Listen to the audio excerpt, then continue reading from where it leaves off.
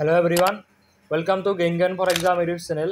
আজিৰ ভিডিঅ'ত মই এডিআৰই ইণ্টাৰভিউ কুৱেশ্যনছ কেইটামান ডিছকাছ কৰিম। লগতে এই কুৱেশ্যনছ কেইটা ক্লাছ 10, 8 আৰু ITI বা ইলেক্ট্ৰিচিয়ান পোষ্টৰ কাৰণে যিকেইজনে কোৱালিফাই কৰিছে তেওঁলোকৰ কাৰণে বহুত বেছি ইম্পৰ্টেণ্ট হ'ব।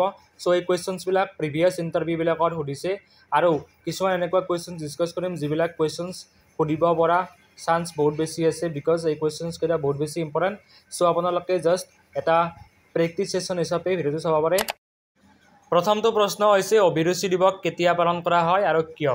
যিজন কেণ্ডিডেটে ইণ্টাৰভিউ দিবলৈ গৈছিল তেওঁক পোনপ্ৰথমে নিজৰ ইন্ট্ৰডাকশ্যন দিছিল আৰু নিজৰ কিছুমান পাৰ্চনেল কথা সুধিলে।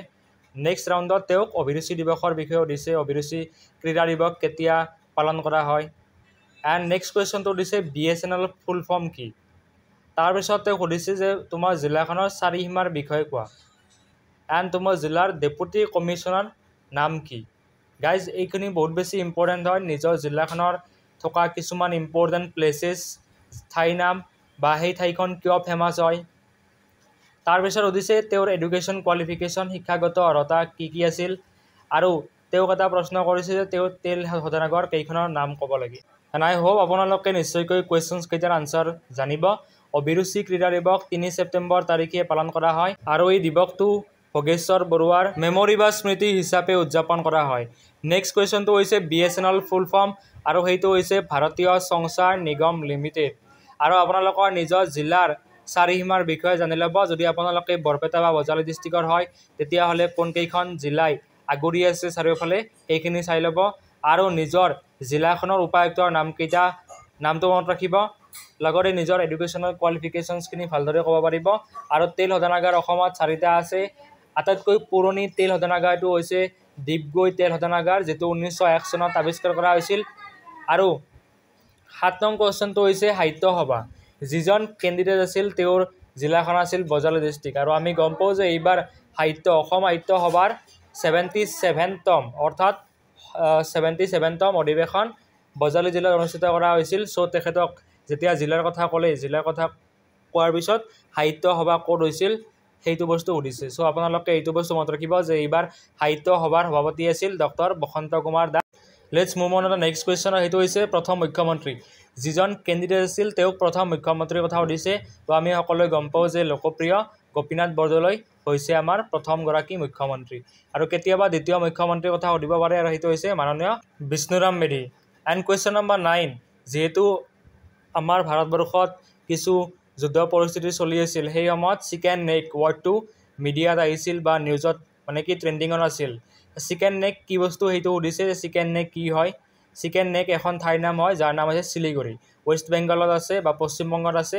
আৰু এই নামটো মানে কি সুধিছে কাৰণ এইটো নামটো মানে কি ট্ৰেণ্ডিঙত আছিল। আৰু এটা কুৱেশ্যন সুধিছে WTC চেম্পিয়ন। আপোনালোকে নিশ্চয়কৈ এইবাৰ টেষ্ট চেম্পিয়নশ্বিপ চাইছিলে আৰু তাত ফাইনেল হৈছিল অষ্ট্ৰেলিয়া আৰু চাউথ আফ্ৰিকাৰ মাজত। আৰু সেইটো কুৱেশ্যন সুধিছে বিকজ এইটো লেটেষ্ট নিউজ হয়। চ' গাইজ কাৰেণ্ট এফেয়াৰ্ছৰ পৰা কিছুমান কুৱেশ্যন সোধা দেখা গৈছে। আনকি অইন কিছুমান ষ্টুডেণ্টকো কাৰেণ্ট এফেয়াৰ্ছৰ পৰা কিছুমান কুৱেশ্যন সুধিছিল। চ' WTC চেম্পিয়ন হৈছিল চাউথ আফ্ৰিকা। এইবাৰ হৈছিল চাউথ আফ্ৰিকাৰ আৰু চাউথ আফ্ৰিকাৰ কেপ্টেইনৰ নাম আছিল টেম্বা বাবুমা। আপোনালোকে চাই ল'ব এইটো। এণ্ড কুৱেশ্যন নম্বৰ 11, যিজন কেণ্ডিডেটৰ এক্সামটো আছিল তেওঁ সেইদিনা আছিল 25 জুন। আৰু তেওঁ মানে ডাইৰেক্টলি কুৱেশ্যন এটা কৰিছে যে 25 June is a historic day for Indian cricket. Why? 25 জুন তাৰিখে বা 25 জুন তাৰিখটো ভাৰতবৰ্ষৰ ক্ৰিকেট ইতিহাসত এটা বহুত বেছি হিষ্টৰিক ডে বা ৰেড লেটাৰ ডে। সেইটো কিয় হয়? তেতিয়া মানে তেওঁ ক'ব নোৱাৰিলে। বাট এইটো বস্তু আমি জনা উচিত যে 1983 চনত 1983ত ভাৰতবৰ্ষই ODI চেম্পিয়ন হৈছিল অৰ্থাৎ ৱৰ্ল্ড কাপ জিতিছিল, বিশ্বকাপ জিতিছিল। আৰু সেই দিনটো আছিল 25 June 1983, 25 June 1983। So' it was আ হিষ্টৰিক ডে ফৰ ইণ্ডিয়া। এতিয়া আমি কেইটামান ইম্পৰ্টেণ্ট কুৱেশ্যনছ চাম যিকেইটা কুৱেশ্যনছ বহুত বেছি ইম্পৰ্টেণ্ট হ'ব। কেইটামান ফেমাছ প্লেচ অফ আছাম, অসমৰ কিছুমান বিখ্যাত ঠাইৰ নাম আপোনালোকে চাই ল'ব বিকজ বহুকেইজন কেণ্ডিডেটক এই কুৱেশ্যনটো কৰিছে, তেওঁলোকক ক'ব দিছে। আনকি মোকো কেইটামান ঐতিহ্যৰ ক্ষেত্ৰৰ নাম ক'ব দিছে যিকেইখন ফেমাছ হয়। চ' আপোনালোকে এইটো বস্তু মিছ নকৰিব। একজেক্টলি আপোনালোকে কোনকেইখন জিলাৰ আছে, কিয় ফেমাছ, এইখিনি বস্তু ভালদৰে চাই ল'ব। আৰু এটা কুৱেশ্যন চাব, সেইটো হৈছে a few sports personalities of Assam.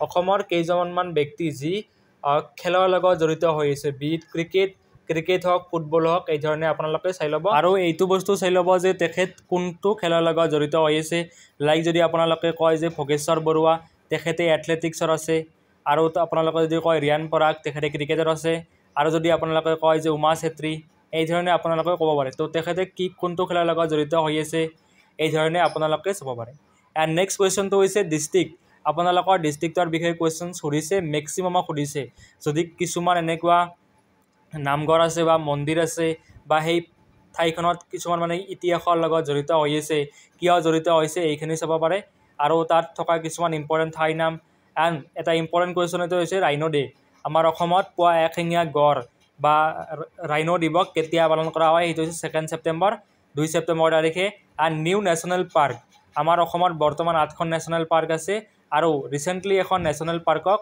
মানে কি এখন নেশ্যনেল পাৰ্ক বনোৱা হৈছে ওকে আৰু সেইখনক নেশ্যনেল পাৰ্ক ডিক্লেয়াৰ কৰা হৈছে চ' এইখন হৈছে চিকনা জোৱালৰ নেশ্যনেল পাৰ্ক আৰু 2025 চনত অসম বৈভৱ পঞ্জন ব্যক্তিক প্ৰদান কৰা হৈছে অৰ্থাৎ 2024 চনৰে হয় বাট 2025 চনত তেওঁক দিয়া হৈছে আৰু সেইটো হৈছে মাননীয় ৰাণা প্ৰতাপ কলিতা আৰু এটা ইম্পৰ্টেণ্ট কুৱেশ্যন চাই ল'ব সেইটো হৈছে 57th Jnanpith award was given to which personality of Assam অসমৰ কোনগৰাকী ব্যক্তিক 57তম জ্ঞানপীঠ বঁটা দিয়া হৈছিল আৰু সেইজন ব্যক্তি আমাৰ অসমৰ হয় তেখেতৰ নাম হৈছে মাননীয় নীলমণি ফুকন যাক আমি বাগ্মীবৰ বুলিও জানো আপোনালোকে চাই ল'ব নামটো বিকজ বহুত বেছি ইম্পৰ্টেণ্ট হয় আৰু কিছুমান ITI বা ইলেক্ট্ৰিচিয়ানক তেওঁলোকৰ মানে কি ফিল্ডৰ লগত জড়িত কুৱেশ্যন সুধিব পাৰে লাইক ওমছ ল কি হয় vehicle to your voltage is directly proportional to the current হয় এণ্ড ৰেজিষ্টেঞ্চ এণ্ড পেৰেলেল চিৰিজত মানে কি ৰেজিষ্টেঞ্চ বা ৰ'দ কি বস্তু এণ্ড পেৰেলেল আৰু চিৰিজত তাৰ প্ৰকাশ ৰাখি কেনেকুৱা এই ধৰণে কুৱেশ্যনছবিলাক সুধিব পাৰে